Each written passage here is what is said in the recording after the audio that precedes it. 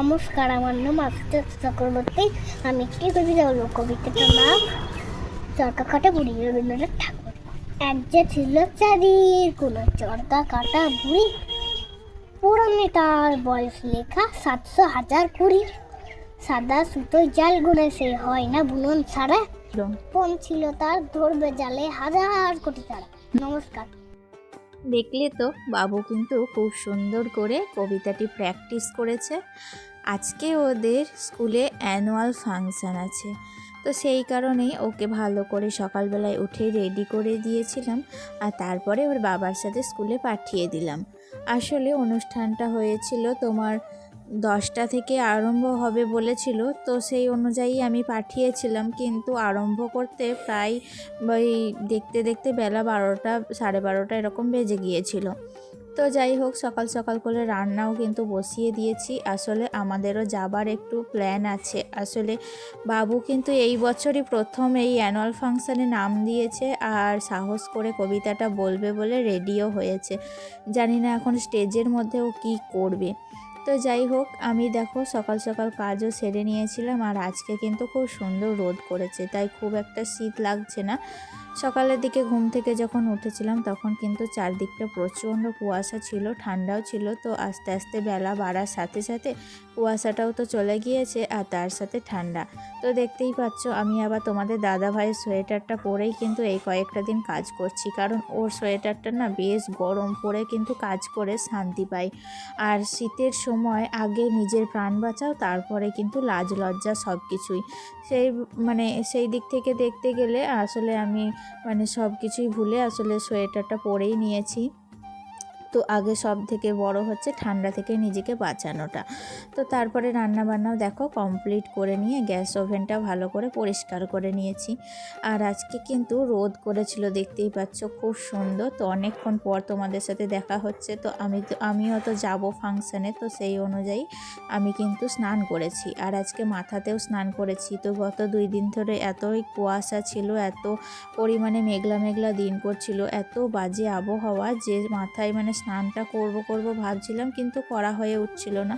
তো আজকে দেখলাম যেহেতু তাড়াতাড়ি রান্না বান্নাও কমপ্লিট হয়ে গিয়েছে, এদিকে আবার রোদও করেছে খুব সুন্দর, তো সেই ফাঁকে কিন্তু মাথায় একটু স্নান করে দেখো চুলটাকে এখন রোদের মধ্যে মেলে দিয়েছি। আর সেই সাথে আমার এখানে যে সমস্ত কাপড়গুলো মেলেছিলাম সকালবেলায়, তো সেইগুলোই এখন উল্টে পাল্টে দিচ্ছি। আসলে অনেক কাপড় জমেছিল, কারণ গত কয়েকদিন রোদ হয়নি, তো সেই কারণেই সমস্ত কাপড়গুলো ঠান্ডা, কোনোটা হালকা ভিজে এরকম ছিল। তো সব কাপড় একসাথে ছাদের মধ্যে আজকে মেলে দিয়েছি। এদিকে দড়িতে দিয়েছি কিছুটা আবার এদিকে ঘেরগুলোতে ছাদের, আবার কিছুটা মেঝের মধ্যেও দিয়েছিলাম। আর অনেক দিন থেকে রোদ না হলে না কোনো কাজ করেও শান্তি পায় না। আসলে এই যে গাছের পুষ্টির জন্য খোল জল ভিজাতে দিয়েছিলাম, কিন্তু যেহেতু রোদ করছিল না, গাছের মাটিগুলো ভিজেই ছিল, তাই জলটাও কিন্তু দিতে পারছিলাম না। তো সেই কারণে আজকে রোদ দেখে কিন্তু অনেকগুলো কাজ আমার পেন্ডিং পড়েছিল, তো সেই সমস্ত কাজ আজকে রোদ দেখে কিন্তু কমপ্লিট করে নিয়েছি। আর এত কিছু কাজ সামলে তারপর কিন্তু যাব ছেলের ফাংশানে।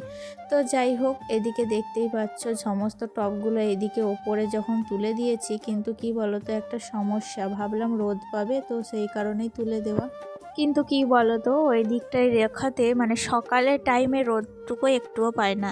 ওই বেলা যখন পড়ে যাচ্ছে তখন রোদ পেয়েছে, আবার এদিকে দড়িতে যখন কাপড়গুলো মেলছি তখন কিন্তু আবার ছায়া পড়ে যাচ্ছে। তো যাই হোক, এখন ওখান থেকে একটু নামিয়ে রোদগুলো তো দিতেই হবে গাছে, একান্তই গাছের পক্ষে রোদটা খুব জরুরি। আর এই সাইডে দেখো গোটা ছাদটাকে একটু সাজিয়েছিলাম, সমস্ত ফুলের গাছ এদিকে এক সাইডে রেখেছি গাঁদাগুলোকে। তো সমস্ত গাছের গোড়ায় এখন ওই খোল জল দিয়ে দিচ্ছি। আসলে খোল জল দিলে কি হয়, খোলগুলোকে, সরিষার খোল, তো 7 থেকে 5 দিন এরকম করে ভিজিয়ে রেখে দিয়েছিলাম, তো পচে গিয়ে যখন যে জলটা হয় সেই জলটা লিকুইডটাতে আরও 1 বালতি জল মিশিয়ে তারপরে প্রত্যেকটা গাছের গোড়ায় গোড়ায় কিন্তু দিয়ে দিই। এতে করে ভালো ফুল দেয়, গাছে বেশ পুষ্টি হয়। যে গাছগুলো গ্রো হয় না সেই গাছগুলোও কিন্তু গ্রোথ হয়। তো এটা আমার ওই মাসে 2বার করে দিই। তো অনেক দিন আগেই ভিজিয়েছিলাম, কিন্তু রোদ হচ্ছিল না, তো সেই জন্য দেওয়াও হচ্ছিল না। আজকে দেখেছি যখন রোদ হয়েছে তখন দেখলাম যে হাতে বেশ কিছু সময়ও আছে, তো যাই হোক দিয়েই দিই। আর সমস্ত কাজটা সেরে তারপর কিন্তু রেডি হয়ে যাব। আর বাবু কিন্তু চলে গিয়েছে অলরেডি, তো এখনও বাড়ি আসেনি। বাড়ি একবার আসবে, ওকে খাইয়ে দিতে হবে, কারণ খাবার দাবারও একটা ব্যাপার আছে। তো অনেকক্ষণ আগে গিয়েছে যেহেতু, তো খিদে লাগবে। আর এখন ওই মোটামুটি এদিকে তোমার 12:30 কি 1টা বাজে এখন। তো যাই হোক, যে কাপড়গুলো দেখো রোদে শুকিয়ে গিয়েছিল, তো সেই সমস্ত কাপড়গুলো এখন ভাঁজ করে নিচ্ছি। আসলে শাশুড়ি মা যেহেতু বাড়িতে একাই থাকবে, তাই সব দিকটা সামলে তারপরেই কিন্তু যেতে হচ্ছে। তো তার ভরসায় তো কিছুই রেখে যেতে পারছি না। তো যেহেতু বয়স হয়েছে আর চোখেও তেমন একটা দেখতে পাচ্ছে না, তো মানে ওই ছাদে কাপড় আনতে এসে যদি আবার পরে টরে যাই, তো সেই কারণেই সমস্ত কাজ সেরে তারপরেই কিন্তু আমরা বেরোবো। আর সমস্ত জামা কাপড়গুলো দেখো এদিকে আলগিনে রেখে দিচ্ছি। মানে সব জামা কাপড় কিন্তু ভেজা অবস্থায় ছিল, তাই আলগিনটা কিন্তু পুরো ফাঁকা হয়ে গিয়েছে। তো দেখো এখন জামা কাপড়গুলো রাখাতে তবেই কিন্তু ভালো লাগছে। আর আলনা বলো বা যে কোনো জিনিস, যেটা যেখানকার সেখানে যদি রাখি না, তাহলে কিন্তু দেখতে ভালো লাগে না, তাই না? আলগিনে জামা কাপড় না থাকলে, গোছানো না থাকলে আলগিনটা ফাঁকা ফাঁকা লাগে, একদমই মানায় না। তো যাই হোক, চুলটাও কিন্তু দেখো মানে গুটিয়ে নিয়েছি, খোলা চুলে কাজ করতে পারি না জানো তো, তাই গুটিয়ে নিয়েছি, নিচে গিয়ে তারপরে রোদে শুকিয়ে নেবো আর কি। আর এদিকে দেখো জানলা কপাটগুলো কিন্তু খোলাও হয়নি, মানে সকাল থেকে নিজের কাজেই ব্যস্ত ছিলাম। রান্না বান্না মানে তাড়াতাড়ি করে রান্নাটা আগেই করে নিয়েছি, তারপর স্নান টান করে এদিকে বেশ কিছু জামা কাপড় গোছাগাছি, মানে সংসারের যাবতীয় কাজ আর কি। মানে সকাল থেকে উঠে সংসারে তো আর একটা কাজ না, একটা একটা করে করতে করতে মানে কখন যে এতখানি বেলা হয়ে গিয়েছে বুঝতেও পারিনি। তো যাই হোক, রোদ থাকলে কাজ করতেও ভালো লাগে, শীতকালে অবশ্য। তো রোদ এই কদিন হচ্ছিল না, কাজ করতেও এনার্জি পাচ্ছিলাম না, প্রচণ্ড ঠান্ডার মধ্যে কি করে কাজ করব এটাই ভাবছিলাম। তো আজকে রোদ দেখে খুব খুশি হয়েছি, আর সমস্ত কাজগুলো খুব এনার্জি সহকারেই করছি। তো যাই হোক, এখন একটু দোতলাটা মানে মুছে নেব। সকালের দিকে তো আজকে মুছতে পারিনি, ওই যে রান্নাবান্না করছিলাম, অনেকটাই কাজে ব্যস্ত ছিলাম। তো এখন কিন্তু একটু মুছে নেব। হাতে বেশ দেখলাম, আর এখনও কিন্তু খানিকক্ষণ সময় আছে, কারণ এবার বাবুকে খাইয়ে দেবো। বাবু চলে এসছে অলরেডি, মানে বাবু এখন খেতে এসছে, ওদের টিফিন ব্রেক টাইম হচ্ছে। তো এই সময় কিন্তু ওকে খাইয়ে দেবো, তারপর আমরাও সবাই মিলে খাওয়া দাওয়া করে নেব। তো খাওয়া দাওয়া করে যাব। তো ওখানেও কিন্তু খাওয়ার ব্যবস্থা ছিল জানো তো, ওখানে খিচুড়ি চাটনি এরকম ব্যবস্থা ছিল। তো আমরা কিন্তু খাওয়া দাওয়াটা ওখানে করিনি, আর বাবু ওখানে খেতে চায় না। আর এমনিতেও বাইরে খাওয়াটা আমি পছন্দ করি না, খেতে আমার ভীষণ লজ্জা লাগে। তো সেই কারণেই কিন্তু আমরা বাইরে খাওয়া দাওয়াটা করিনি। তো আমরা বাড়ি থেকেই কিন্তু খাওয়া দাওয়াটা করেই যাব। আমার মতে বলে যে ওখানে যদি খিচুড়ি না রেখে যদি একটু টিফিন রাখতো, তাহলে কিন্তু বেশ হতো, শুকনো খাবার। তো সবাই তো সব রকম পছন্দ করে না, আর এমনিতেও আমাদের মতামত অনুযায়ী হবেও না। তাই ওদের যেটা ভালো লেগেছে ওরা করেছে, তো আমরা সেটা পছন্দ হয়নি, খেতে যাইনি, এরকম ব্যাপার আর কি। কিন্তু সব দিক থেকে একটা জিনিসই ভালো লাগছে, যে আমার ছেলে এবছর প্রথম খেলাধুলায় নাম দিয়েছে, আবৃত্তি কম্পিটিশনে নাম দিয়েছে। তো ওর অনুষ্ঠানে নাম দেওয়ার আগ্রহটা দেখে আমার কিন্তু ভীষণ ভালো লেগেছে। আর আমি যেভাবে শিখিয়ে দিয়েছি তোমরা তো দেখলেই প্রথমে ব্লগের শুরুতে, তো ও কিন্তু সেইভাবেই কবিতাটা আবৃত্তি পাঠ করেছে।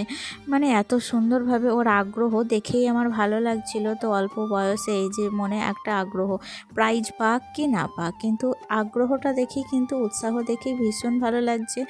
আর না মানে এই যে একটা সাহস, স্টেজে উঠে তো সবাই সব কিছু বলতে পারে না, যেমন আমি কিন্তু মানে কোনো দিনই স্টেজে উঠিনি। তো যাই হোক, মানে ছোট থেকে খেলাধুলায় আমার বোনই সব কিছু করতো, খেলাধুলায় নাম দিত, প্রাইজ আনতো। আমি কিন্তু মানে কোনো দিনই করিনি, আসলে আমি লজ্জাটাই কাটাতে পারিনি। তো সেই কারণে আমি কিন্তু কোনো দিন কোনো কিছুতে নাম দিইনি। তো আজকে হঠাৎ করেই এখানে মানে দিদিভাইরা মানে সবাই জোর করলো, তার সাথে মানে ননদরাও সমস্ত জোর করলো, যে এখানে বাচ্চাদের মায়েদের কিন্তু একটা কুইজ কম্পিটিশান হচ্ছিলো, তো সেখানেই কিন্তু নাম দেওয়ার জন্য জোর করলো। তো আমি তো একদমই নাম দিচ্ছিলাম না, এত লজ্জা লাগছিলো যে কিছু পারবো না, কিচ্ছু না। তো কি মানে এত খারাপ লাগবে তখন না পারলে, তাই না? তো একটা সেই কারণেই নাম দিচ্ছিলাম না। তো যাই হোক জোর করেই নামটা লিখিয়ে দিয়েছিল। তো তারপরে স্টেজে উঠেও কিন্তু ভীষণ ভয় লাগছিল কি ধরবে না ধরবে, কিন্তু যাই হোক সবারই সহযোগিতায় কিন্তু আমি বেশ কয়েকটা মানে কোয়েশ্চেনের অ্যান্সার দিয়েছি। এখনও জানি না, প্রাইজ বিতরণ হয়নি, কি হব সেটা কিন্তু এখনও জানি না। এখানে দেখো ছোট ছোট বাচ্চাদের কিন্তু বেশ সুন্দর সুন্দর নাচের কম্পিটিশন ছিল, তারা কিন্তু নাচ করেছে, বিভিন্ন রকম খেলাধুলো। তো আজকে ফার্স্ট টাইম কিন্তু আমি স্কুলে এলাম, তো আমি কোনোদিন আসিওনি স্কুলে, তো বেশিরভাগই ওর বাবা কিংবা পিসিমণিরাই নিয়ে আসে, তো আমি কিন্তু আজকে প্রথম এলাম। আর এখন দেখো প্রাইজ বিতরণী হচ্ছে। তো বাবু ওই যে আমার ছেলে চলে গিয়েছে, সে কিন্তু বার্ষিক পরীক্ষায় যে ওই যে সেকেন্ড হয়েছিল তাই প্রাইজ দিয়েছে, তো সেটাতেই কিন্তু প্রাইজটা পেয়েছে। আর কবিতাটা আবৃত্তি পাঠ করেছিল কিন্তু সময়ে আসতে পারিনি বলে সেটাতে আর প্রাইজও পায়নি, কিন্তু আবৃত্তিটা পাঠ করেছে। তো যাই হোক এদিকে দেখো সেকেন্ড প্রাইজটা পেয়ে তো ভীষণ খুশি। আসলে বাচ্চা মানুষ তো, যে কোনো প্রাইজ যদি কেউ পায় বা উপহার পেলে কতখানি আনন্দ লাগে সেটা তো আমরা সবাই জানি। তো সেই রকমই আমিও কিন্তু দেখো এই যে এখন চলে এসেছি প্রাইজ নিতে। মানে ওই যে বললাম বাচ্চাদের মায়েদের একটা কুইজ কম্পিটিশন হয়েছিল, তো সেখানেই কিন্তু আমি ফার্স্ট হয়েছিলাম, তাই ফার্স্ট প্রাইজটা নিতে এসেছিলাম। তো এটা আমার জীবনে হয়তো প্রথম প্রাইজ, তো খুব ভালো লাগছে আজকে, জানো খুব আনন্দ হচ্ছে। আর মানে সবাই এখানে কিন্তু ভীষণ উৎসাহ দিয়েছিল বলেই আজকে আমি এই জায়গায় আসতে পেরেছি। আর আমার ছেলেও কিন্তু ভীষণ খুশি। তো এই যে এত বড় একটা সম্মান পেলাম, তো ছেলের স্কুলে প্রথমবার এসে মানে এত যে আনন্দ হচ্ছে তোমাদের কি বলে বোঝাবো আমি।